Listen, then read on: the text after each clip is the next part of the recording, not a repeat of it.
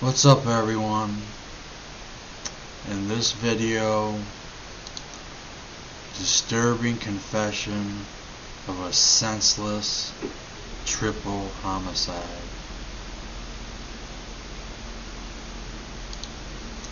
Let's get to it. Senseless. I hate. July 28, 2003. Police respond to a home in a working-class neighborhood. Inside, they find 3 bodies. First, a woman shot execution style in the head.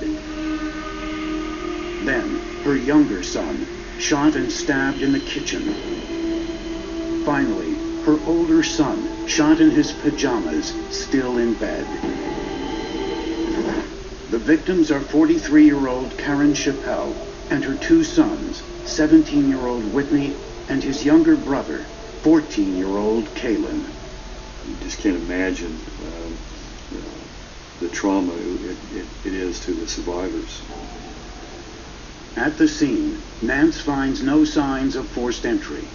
One of the first observations that I had was that this was a well-protected home, and Again, when there's no signs of forced entry, that means that the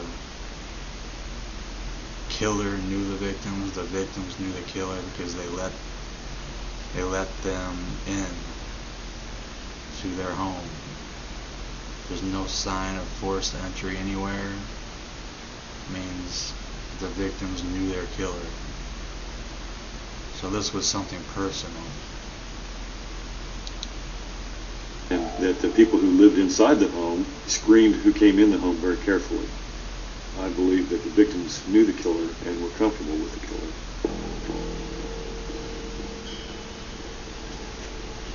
Okay. What do you have? Nance gets an important lead from friends of the victims. Lorenzo. You know Lorenzo's last name. We found one of the only people that the family allowed into the home was Lorenzo Brown. Which, you know, if you think about it, doesn't make it much better. I mean, statistics show that the majority, like a high percent, it's like 90% of people who are murdered by someone they know. Family, friends, a co-worker. So it makes it worse. It's like you let them in to your home, your apartment, and then they kill you. It's like, might as well just let strangers in.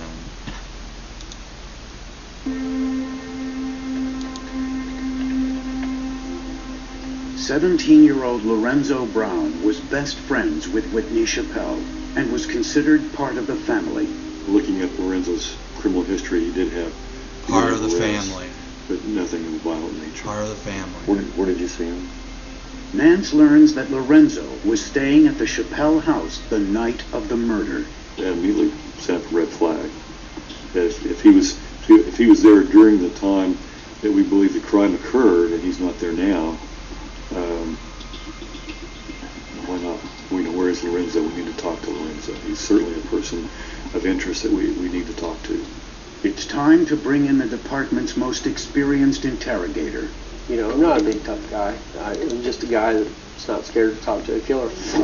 Sergeant Mike Huff has been in charge of Tulsa homicide for more than a decade. While Huff interrogates Lorenzo, Nance observes from the monitoring room. Okay. Tell us what happened. I get a call at my house, and I hear Whitney saying, "Do you got the money?" And I tell him, "Yeah." Lorenzo had recently stolen $700 from Whitney. Now his best friend was demanding it back.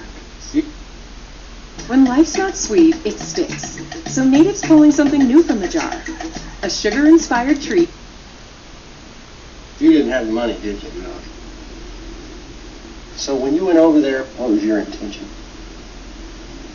If they are accusing me of stealing, I'm going to have to, you know what I'm saying, because they think I got the money. And I told them that I had the money.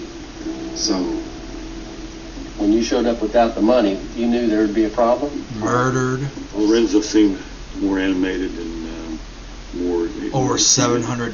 tells me that he's getting closer to the truth. Is that what you're telling he me? really didn't have an issue, but it wasn't over $800. It was little petty issues, like while I'm taking care of his grandpa more than him, while I'm at his house taking care of his mother and helping out around the house more than him. You've just been building up for a while. Building up, and he didn't get about me at all whatsoever. Lorenzo was a young kid who had nothing. He lived in a very impoverished neighborhood with an impoverished family. He had really no means to escape that. And he has a friend that has what he is aspiring to have, and that may have created some animosity toward his friend. Bad parenting. What happened when you got over there? I got over there, and I'm thinking, I don't want to do nothing bad, because his mom said, if you ain't got the money, say it now, so we can get it replaced. I just went ahead and lied and said, yeah, I got it. It's at my house, though. And she said, in the morning, we're going to take you over there and get it. So, Did you actually lay your head down that night, get some rest? you know, I was too busy up thinking, you know, how I'm going to get this money. You know what I'm saying? If I had to rob something, you know what I'm saying, just to pay it back, because I didn't need none of this, you know, but it was just too late. At the same time, it wasn't too late. I could have just busted out and said, I ain't got it, man. I ain't got it. So what happened? What made you make this decision? Because it was getting light outside, and I knew when they wake up, they're going to be ready to take me over my house and get the money that I said I had. If they knew, if they had a choice between being murdered or just saying to hell with the $800, they would have said to hell with the $800. He was scared because they're going to take him to his house to get the money in the morning, like he said. And I didn't have it. So I'm sitting contemplating what I'm going to do. What can I do?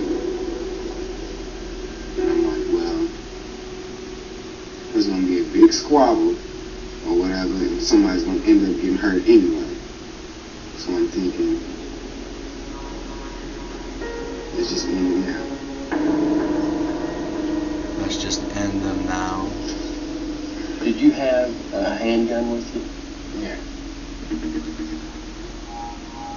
And did you have anything else with you? And a knife, a machete. A knife and a machete. Okay. Then what happened? I gathered up enough nerve to go up there and just do it, you know. What'd you do? Went up there, cocked back the gun, shot Whitney in the head twice.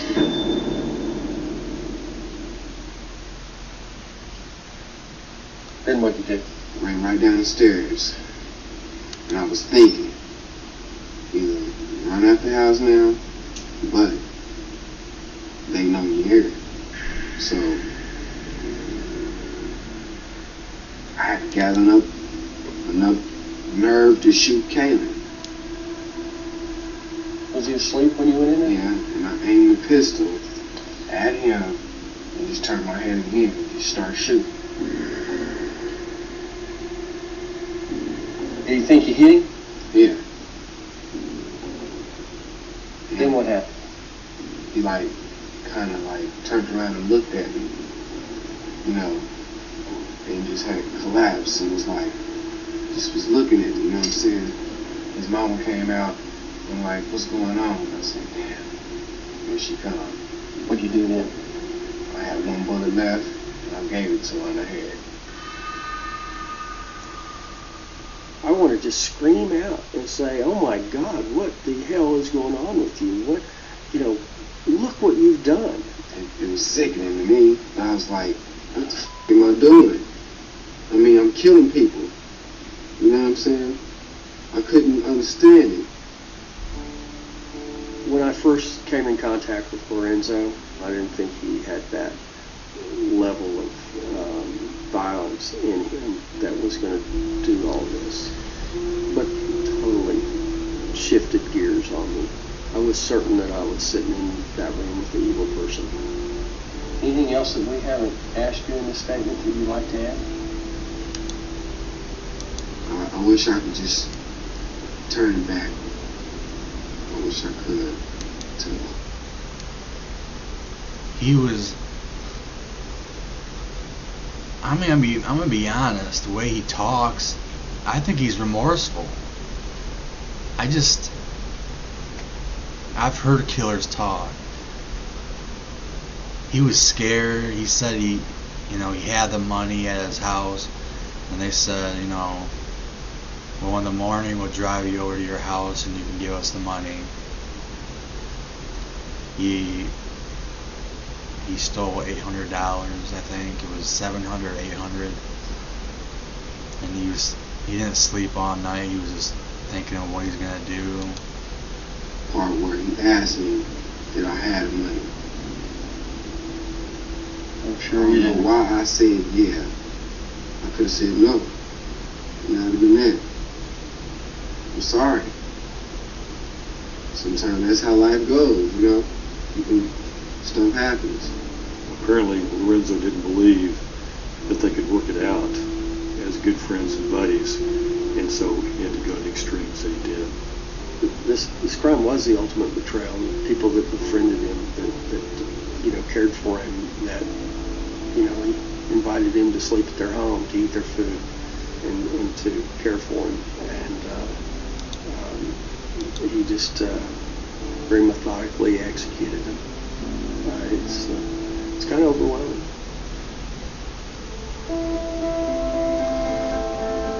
Lorenzo Brown pleaded guilty to 3 counts of first-degree murder. He was sentenced to life in prison without the possibility of parole. A year into his sentence, Lorenzo committed suicide. A year into his sentence, Lorenzo committed suicide.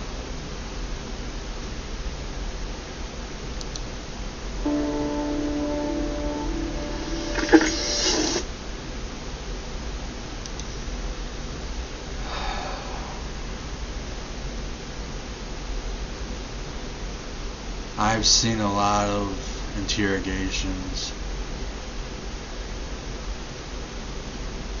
I think this kid was remorseful. What he did was just despicable. But he said if I could go back, I would have told him, no, I don't have the money.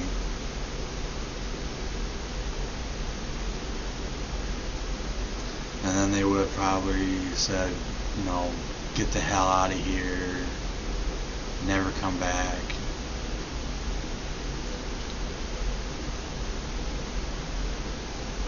Or maybe, I don't know.